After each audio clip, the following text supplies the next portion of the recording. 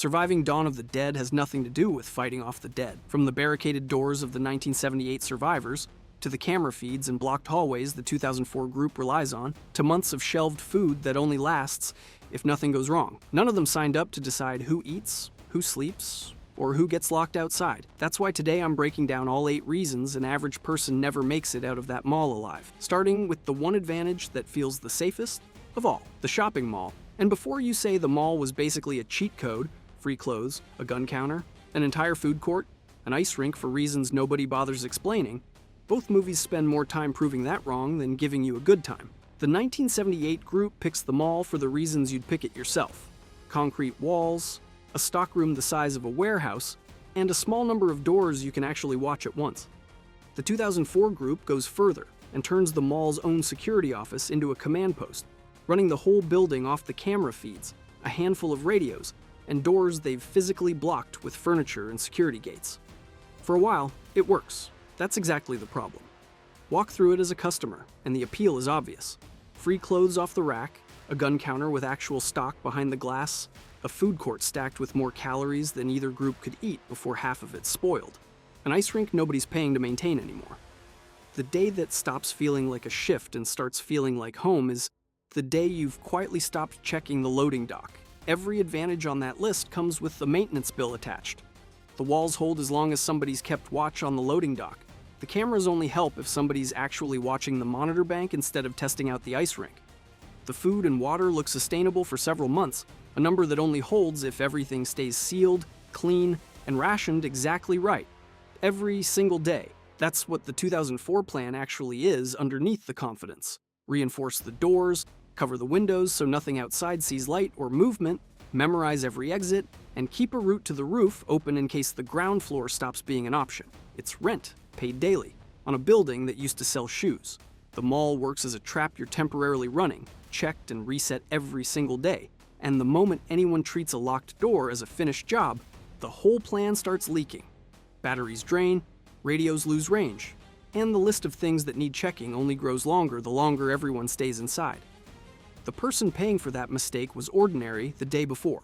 A nurse finishing round, clerk stocking a shelf. Now the one deciding who checks the loading dock and who doesn't. Fans still argue over exactly when each mall stopped being holdable, whether both groups left too early or stayed too long, and that argument by itself is a measure of how good the Fortress feeling was at its job. Years of debate over the right moment to leave only happens to a building good enough to almost talk you out of ever leaving. Every reinforced door you build assumes the pressure on the other side stays the same size, and the thing leaning on it has been getting bigger every hour since you moved in. The overwhelming hordes. One zombie is a fight you can win with a golf club. 40 of them is a physics problem, and the math is already against you before the first swing land. That parking lot fills back in while you're doing anything else, including nothing at all. The infected in the 2004 version sprint. They claw, and they close a hallway gap in the same time it takes you to rack a shotgun. That kills the two things that keep an ordinary person alive against one attacker. The seconds you'd spend aiming and the seconds you'd spend backing away. Both versions of this story eventually kill you the same way, through accumulation,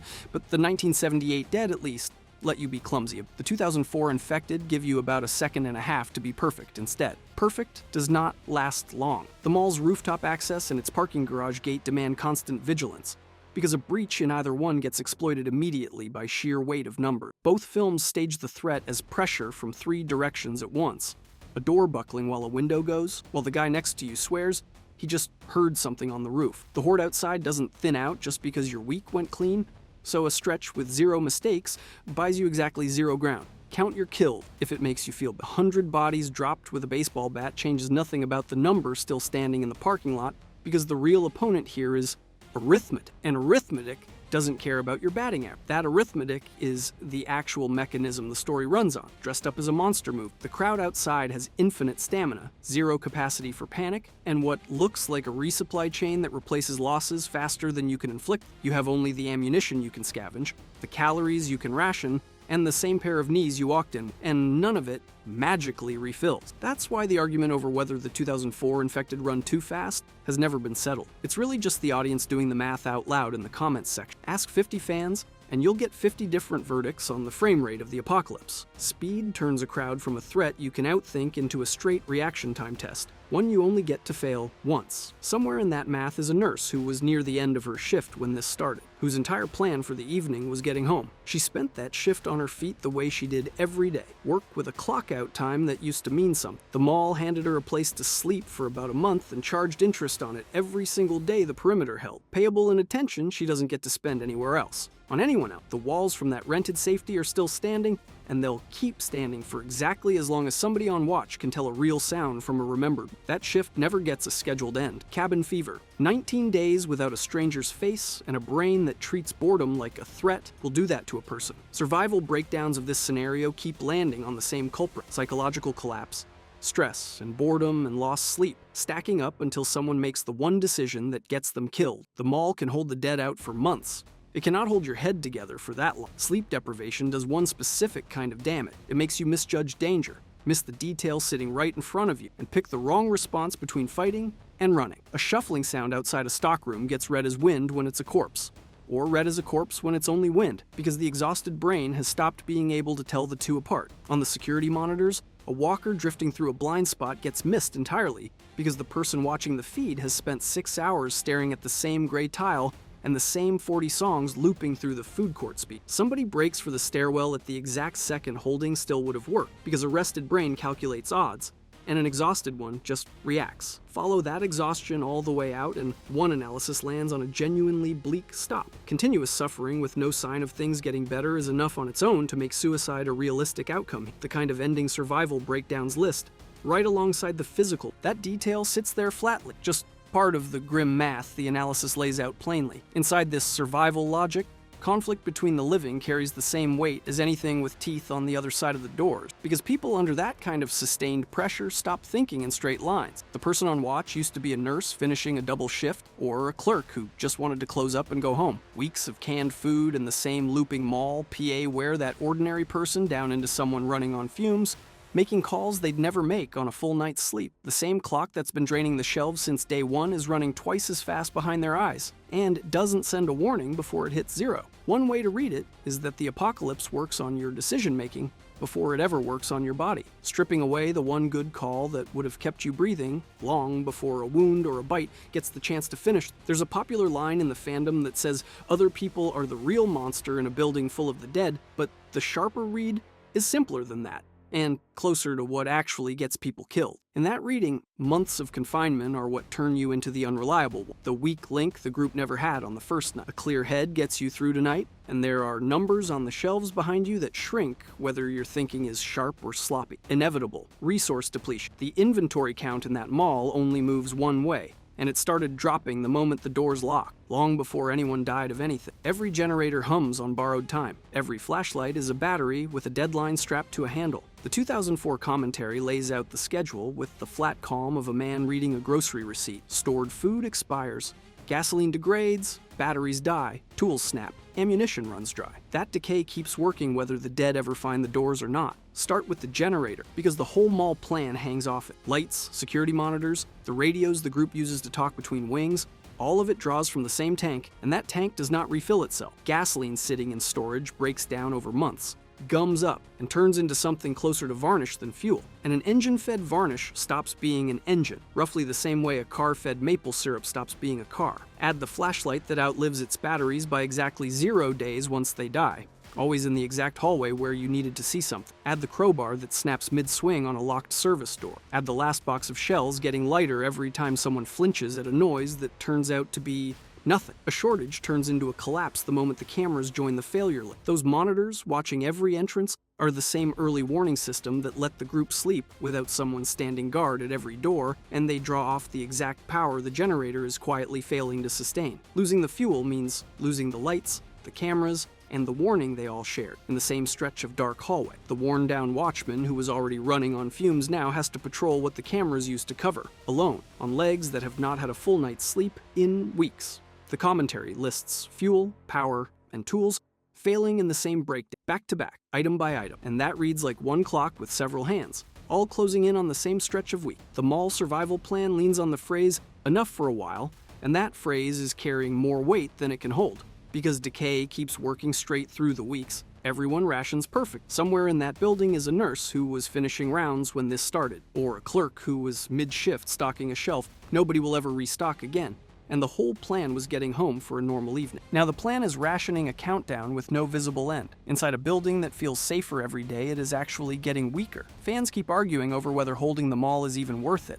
And the math answers the argument before anyone finishes making it. Every day spent inside spends the exact stock that makes staying inside survivable, which is the trap dressed up as a solution. Fortress and food source turn out to be the same shrinking pile. In the film's logic, that countdown pushes toward one solution, and it starts with unlocking a door you spent 3 weeks welding shut.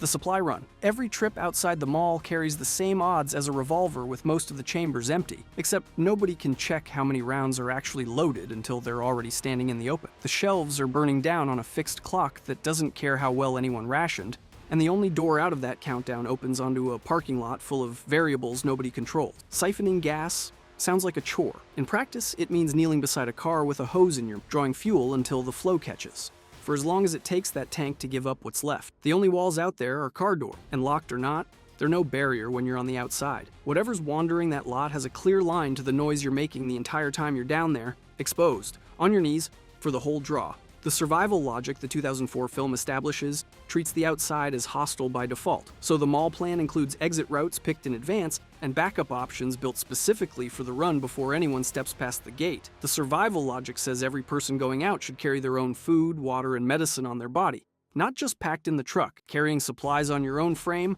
while the truck sits somewhere behind you is already an admission that the return trip is the least reliable part of the entire operation. This is the same shelf-emptying problem from the mall's stockpile, circling back around to bite the plan that created it. The countdown on the food is what pushes people out the door, and the door is the fastest way to end that countdown early and on the worst possible term. Solving the slow problem means gambling on the fast one every single time the shelves get low enough to force the question. Ask people who've mapped out a supply run, and many will tell you the same thing. The plan holds right up until a car alarm goes off 2 rows over, or the loading dock marked clear yesterday has 3 more bodies in it today. Fans have spent years arguing that better routes and better timing could make these runs safe. Time and again, the argument hits the same wall. Outside, there are too many moving pieces to account for, and the person holding the hose pays for whichever piece moves wrong. A nurse who spent her last shift in a hospital emergency department is now the one crouched by a sedan in a dead lot, betting the group's next month on a fuel line. Weeks of walls and rationing, staked on one crouch in the open. You make it back with the gas,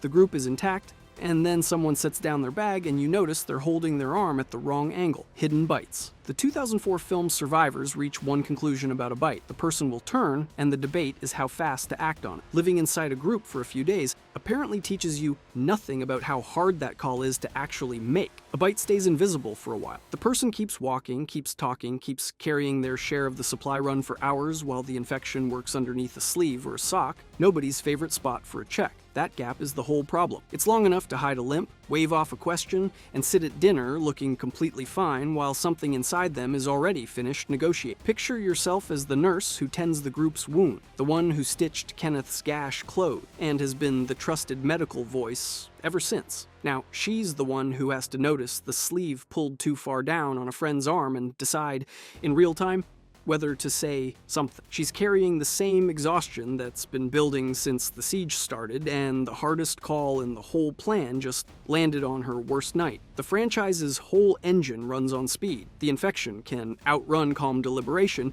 even when the group tries to wait it out. Every hour spent hoping the wound is something else is an hour the infection spends getting closer to finish. That's the hard rule underneath all of it. Delay works like a fuse. One scraped arm turns into a body count the moment nobody addresses it fast enough, because a hidden bite left alone for one more night quietly becomes everyone's problem at once. Follow that logic one step further, and a nastier reading falls out of. A scarier threat might sit one layer past the concealment, waiting for the moment somebody gets caught. A harder version of the theory says the instant one person is found hiding a wound, every other person in that room becomes a suspect by default, because if one of them managed it, any of them could be managing it right now. The film doesn't confirm that Spiral plays out, but the concealment and the clock it keeps running both point that way. Push it slightly further, and you land on the roughest read of the whole trope. Nothing in the film states this outright, but follow the pattern. The hidden bite functions as a loyalty test, with a body count attached. Because the choice that keeps you alive and the choice that keeps you decent hardly ever land in the same place. You'd hesitate. Most people would. You'd give your friend the benefit of the doubt for an afternoon. Because shooting someone you love over a scrape feels insane right up until the moment it stops being a scrape. That afternoon is exactly the kind of window the infection doesn't reliably give you, since some wounds in this world take minutes to finish, and others take days. Your group survives that call, holds together. Then the mall itself stops holding, because the dead keep pressing at the doors and the losses inside the group make staying put impossible. Biker gang. The zombies never breach the mall. The bikers force their way in through the loading dock, and in effect, the people defending the place forgot that walls only hold as long as everyone outside agrees to respect. That's the sting buried inside the 1978 raid. The defenses they built all assumed the threat would stay slow and stay outside. After months spent boarding windows, blocking escalators, and turning an ordinary shopping center into what looks like the safest building left standing in the movie, the fortress falls anyway, and it falls to an opportunistic raid, a rival group of survivors rolling in on motorcycles who take one look at a building stocked with food, guns, and fuel, and the choice reads as simple. The fastest route to their own survival runs straight through somebody else's. The horde pressed against the glass wants nothing specific. It just wants in, the same way it wants into any building with a pulse behind the door, mall, or gas station, or farmhouse. It makes no difference. The bikers want the shelves, the ammunition, the generator, and they find their way to all three fast enough. That gap is the whole nightmare buried inside this raid. A corpse forgets you exist the moment you slip out of reach, shuffling off toward the next flicker of movement. A person can size up what you have stored away and rolls in. It takes it the moment the opportunity presents itself. The timing makes the whole thing worse.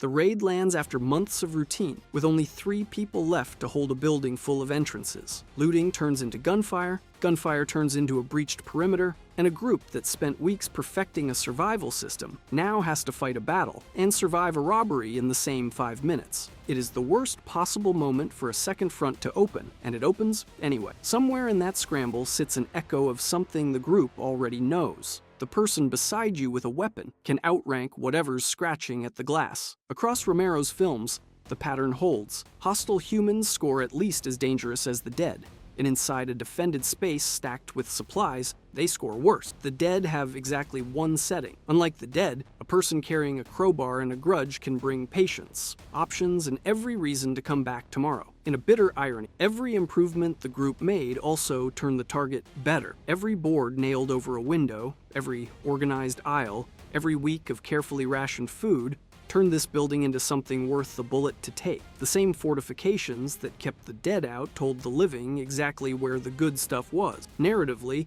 the exact instinct that kept the group alive against one threat is the same instinct that put a price tag on the door for the other. The gang leaves. The doors are gone. The shelves are picked clean in places, and somewhere in the chaos, Stephen is shot in the arm, a wound that goes untreated as the chaos unfolds. No medical care. The thing that could finally end a survivor in this scenario is a scraped shin on a tile floor. Teeth get the credit in the version people remember, and a floor tile does the actual work. The mall charges rent in daily upkeep, and by this point in the countdown, the bill comes due on the one system where the whole defense walks on 2 legs and bleeds. The obvious threats in the survival plan get a countermeasure. Reinforce the door for the horde, ration the shelves for the food clock, post a lookout for the gang. A body left alone for months fails on its own schedule, and that schedule answers to nobody's barricade. The nurse who was finishing a shift when this started, the clerk who was mid-restock, whoever ends up holding the keys to this building never trained for this exact nightmare, and the building doesn't care who's in charge. By the time a survivor has made it past the horde at the doors, the slow mental grind of counting supplies and counting bodies, and a raid from whatever gang wants what's left on the shelves, almost none of that preparation transfers to this threat. Infection is the quiet killer hiding behind many of the deaths people don't see coming. A kitchen laceration, a sprained ankle from a fall down a service stairwell, a fever that a week of amoxicillin would clear in the old world. Each one can turn fatal inside a mall when the medical response may be limited to whatever first aid kit somebody grabbed off a drugstore end cap during the initial supply run. That kit can run dry fast. Once it does, treating a deep cut means cleaning it with bottled water and waiting to see which way the fever goes. In any honest survival breakdown of this film, medicine belongs in the top tier, right next to food, water, batteries, and fuel. That ranking exists because a group can plan around hunger and thirst on a schedule. A torn ACL or a burst appendix runs on its own clock, one nobody in the mall gets to set. Ask 100 people, and I bet most would describe teeth when they picture dying in this scenario. Maybe 2 mention a fever. The truth is slower and dumber than the version people imagine. A scrape gets infected, the infection spreads faster than a body with 0 antibiotics can fight it, and the fever climbs on a timeline nobody was counting. The same kind of person who reinforced the barricade, rationed the shelves, and made the call on who got shot in that stairwell could go down to something a bandage and a course of pills would have handled in an afternoon back when hospitals still existed.